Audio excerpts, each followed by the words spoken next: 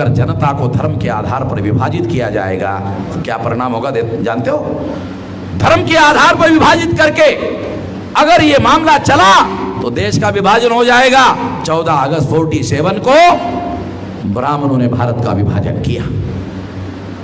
Documentary evidence है हमारे पास। 157 versus 15 वोटों से कांग्रेस महासमिति में गांधी जी के उपस्थिति में भारत के टुकड़े करने का प्रस्ताव पारित किया गया। डाटा के साथ बोल रहा हूं। और तुम्हारे अखबारों ने मुसलमानों को जिम्मेदार माना। रेजोल्यूशन तुमने पास किया। जवाहरलाल नेहरू ने बीबीसी को इंटरव्यू दिया, मुस्लिम लीग की परेशानी की वजह से पाकिस्तान हमने बनाया। कौन बोल रहा है? जवाहरलाल नेहरू। जवाहरलाल नेहरू का इंटरव्यू अभी भी हमारे पास ही है, इधर ही है। बीबीसी के इंटरव्यू में जवाहरलाल नेहरू क्या कहते हैं? मुस्लिम लीग की परेशानी की वजह से पाकिस्तान हमने बनाया। अब कोई सबूत की जरूरत है? इसको समझना जरूरी है।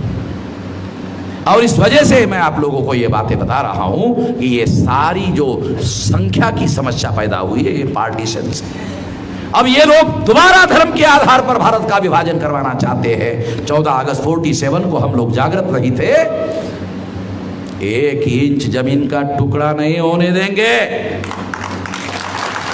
अगर तुमने ये लड़ाई हमारे ऊपर थोपी, लड़ाई लड़ेंगे, पूरी ताकत से लड़ेंगे और इस देश का दोबारा विभाजन नहीं होने देंगे। पूरी ताकत से लड़ाई लड़ी जाएगी। आपको मालूम है, भीमा कोरेगांव में हमारे पुरखों ने 500 लोगों ने 28,000 ब्राह्मणों को मारा है। पता? खानदान का आदमी 28,000 ब्राह्मणों को भीमा कोरेगांव में हमारे 500 लोगों ने मारा। अभी खून ठंडा नहीं हुआ है, अभी गर्म है। ऐसे ही थोड़ी घूम रहा हो, ऐसे ही नहीं घूम रहा भारत भर में। साथियों, ये जो एनआरसी है, ये जो सिटीजनशिप अमेंडमेंट है, ये सारा भारत के टुकड़े करने के साजिश का हिस्सा है। एनपीआर का ले लो। 2001 में पंडित अटल बिहारी वाजपेयी प्रधानमंत्री थे। उन्होंने एनपीआर में डाटा कलेक्ट किया। क्या है एनपीआर का डाटा? पता है आप लोगों को? हमारे लोगों को कोई जानकारी नहीं। एनपीआर में 2 बातें हैं। नंबर 1, जिनके पास नागरिकता सिद्ध करने के कागजी एविडेंस है, ऐसे लोग। दूसरा, जिनके पास भारत में रहते तो है मगर कागजों में प्रूव करने के कोई एविडेंस नहीं है, ऐसे लोग। एनपीआर में ये 2 डाटा कलेक्ट किया गया। भारत सरकार के पास डाटा पहले से अवेलेबल है कि किसके पास नागरिकता प्रूव करने के डॉक्यूमेंट है और किसके पास नहीं है। 2001 में पंडित अटल बिहारी वाजपेयी ने डाटा कलेक्ट किया। 2011 में कांग्रेस की सरकार थी। कांग्रेस ने इस डाटा में अटल बिहारी वाजपेयी ने जो कमियां छोड़ी, उस कमियों को पूर्ण करने का काम कांग्रेस ने 2011 में किया। रद्द करना चाहिए था अटल बिहारी का एनपीआर, तो कांग्रेस ने रद्द नहीं किया, अपडेट किया 2011 में। डाटा के साथ बोल रहा हूं, सबूतों के साथ बोल रहा हूं। और जो अपडेट कांग्रेस ने किया 2011 में, उसके आधार पर नरेंद्र मोदी ने यह कानून बनाया। ये संकट, ये दोनों म्यूचुअल अंडरस्टैंडिंग से ये भारत के सामने संकट खड़ा किया गया है। इसे समझने की जरूरत है। अगर इसे समझेंगे नहीं तो ये लड़ाई लड़ी नहीं जा सकती। दुश्मन को निर्धारित करना पड़ेगा। अगर दुश्मन को निर्धारित नहीं करोगे तो तलवार हवा में मारोगे क्या है? हवा में तलवार लड़ाई घुमाओगे, हवा में तलवार लग जाएगी। दुश्मनों को निर्धारित करना पड़ेगा और दुश्मन से लड़ाई लड़नी पड़ेगी। पहले दुश्मन को निर्धारित करना पड़ेगा, बाद में लड़ना पड़ेगा। अंधे लोग थोड़ी लड़ सकते हैं, अंधे लोग नहीं लड़ सकते, जानकार लोग लड़ सकते हैं, जागृत लोग लड़ सकते हैं। इसलिए ये बात बता रहा हूं। इसलिए ये सारा जागरण अभियान सारे देश भर में चलाया जा रहा है।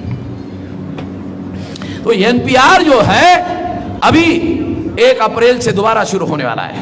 आप लोगों को खबर हो गई होगी, अभी इसका बंदोबस्त 20 तारीख को ऐलान करेंगे। अभी आप लोगों को जानकारी हो गई होगी कि 29 जनवरी को भारत बंद हमने करवाया। 20 फरवरी को बड़ा फैसला करेंगे देश में, और बड़ा फैसला, और इन लोगों से ईंट का जवाब ईंट से देंगे, मुकाबला करेंगे। जब लड़ाई तुमने थोप दी है तो लड़ेंगे। जब लड़ाई तुमने थोप दी तो लड़ेंगे, बिल्कुल पीछे नहीं हटेंगे। लड़ाई जीतने के लिए क्या करना होगा, तरीका बताकर समाप्त कर देना। हम 3000 साल के मजलूम हैं, आप 72 साल के मजलूम हैं। मजलूम और मजलूम का इत्तेहाद होना चाहिए। आप अकेले लड़ोगे, पिटाई होगी। हम अकेले लड़ेंगे, पिटाई होगी। शेड्यूल कास्ट अकेले लड़ रहा है, पीट रहा है। शेड्यूल ट्राइब अकेले लड़ रहा है, पीट रहा है।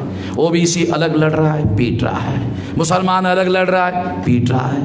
अगर हम अकेले